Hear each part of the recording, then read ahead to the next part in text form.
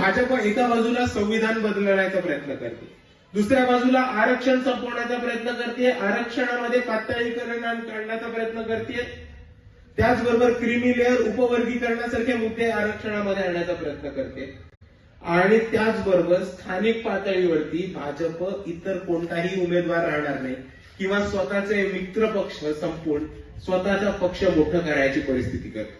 भाजपला काय करायचं ह्याच्यामधनं, भाजपला साध्य काय करायचं ह्याच्यामधनं, तर भाजपला अशी एक परिस्थिती उभी करायची या देशामध्ये की एकच पक्ष उभा राहील, एकच पक्ष टिकेल आणि बाकी सगळे पक्ष झोपी जातील.